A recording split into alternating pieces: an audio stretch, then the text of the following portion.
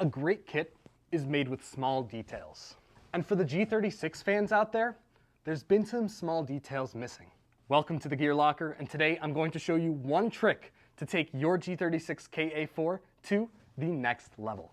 Now, for any KSK enthusiast or just general G36 fan, you might know that the Ka4 style of build isn't really a thing in Airsoft. Only in impression groups do you see this style of replica.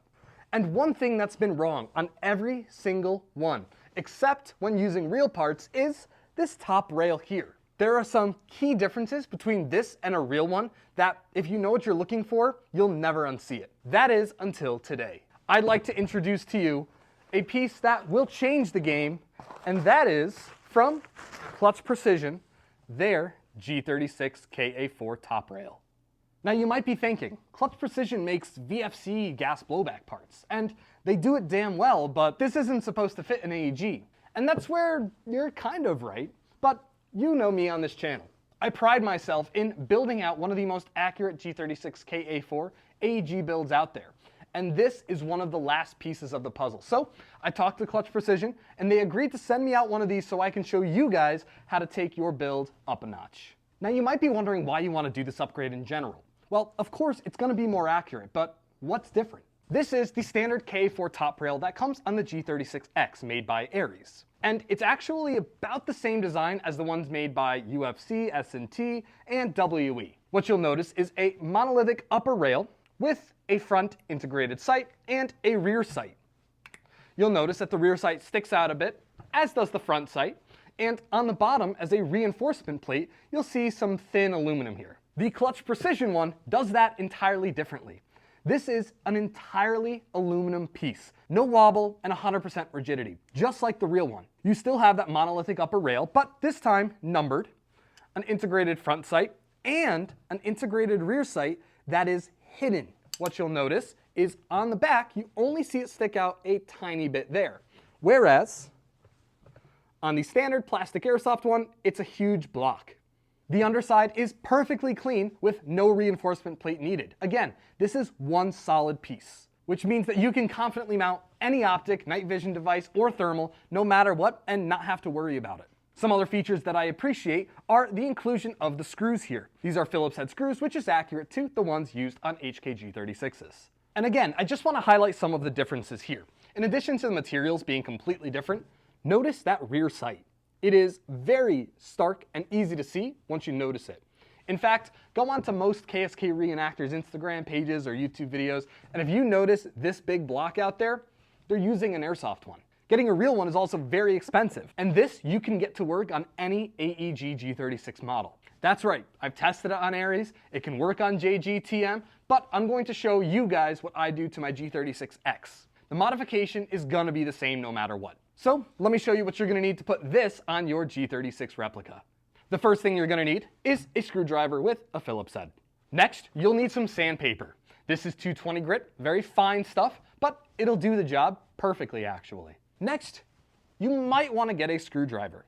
This one has a 3/16 bit on it to bore out some holes, and we'll talk about why you might want this later.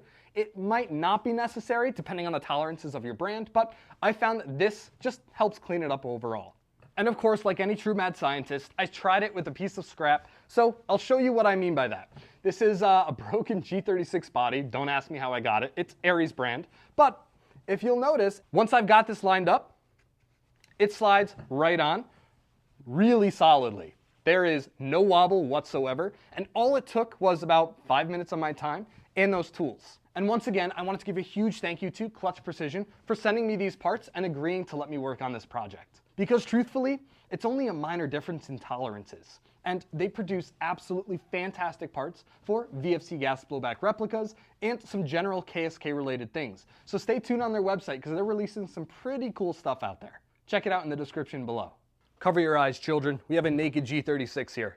And what you'll see for the attachment points of this top rail is this segment here, this small piece here, and that's about it. There's really only 2 screws on the Airsoft models that hold that top rail from sliding back and forth. There's a small diagonal ridge here that keeps it from going up and down, and that's where our main point of contention is going to be. Now before we do anything, I am going to remove the screws.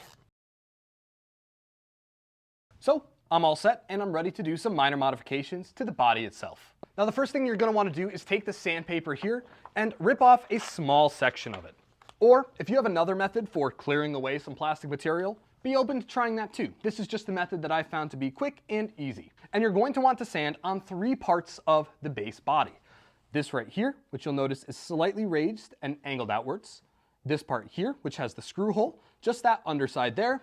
And of course, up here on the front as well. You're not going to want to remove a ton of material, but what I would recommend is folding it into a small piece like this, so you can grip it well and just go side to side. This part is going to be just a lot of trial and error, so I recommend taking it slow, doing it piece by piece, and then of course, trying it out. I'm going to try to give it a go now, but I think I might need to do just a little bit more sanding. I'm going to start about halfway through, and let's see, I'm going to take that away because I don't want that to impede.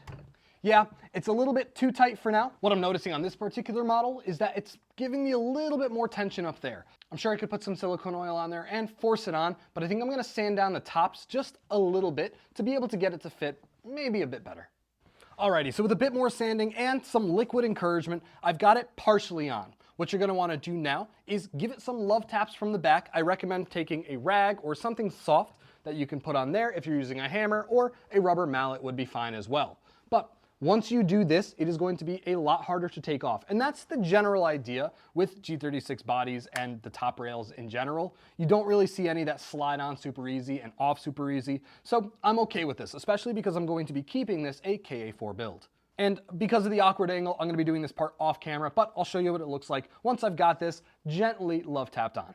With about 30 taps total, again, gentle, I wasn't wailing on the thing, everything is almost perfectly lined up. You got your clear hole here, a relatively clear hole here. We're going to have to clear out a little bit of material on the top if you can see it, as well as a little bit of a conundrum here. Now when I tested it on the other body, it was fine, but as you can see, we have a little bit of material that we're going to need to clear because on the standard Airsoft version, this is just slightly moved forward. Now, this isn't too big of an overhang here. It's not anything that's going to outweigh the benefit of having a more accurate top rail. So this is where we're going to use that drill to be able to clear out a little bit of material from the inside of each of these holes. I'm going to be doing this off camera as well. At this point, you can reinstall those screws.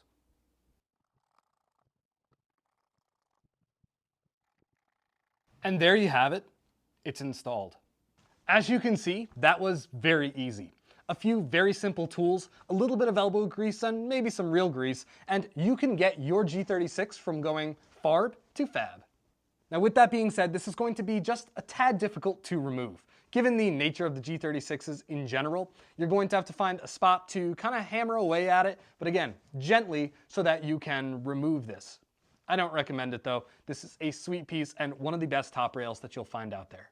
Now before you go and we end off this video, I want to show you something very cool. In fact, it's my favorite part of the aluminum top rails. For that though, I'm going to need to turn off all the lights. Take a look at this. Do you see how that body differs from the color of the aluminum? You can obviously see it on the H key, but take a look at that top rail too. One of my favorite parts that you'll see in references under night vision is the clear difference in materials. Very nerdy, I know. So if you want to make your G36 not only higher quality, but that much more accurate to the real thing, check out Clutch Precision. They sell this and they might have some other projects in the future. If you want to build one of these yourself based off of a G36X or a VFC, check out my conversion video that shows you step by step how to do it.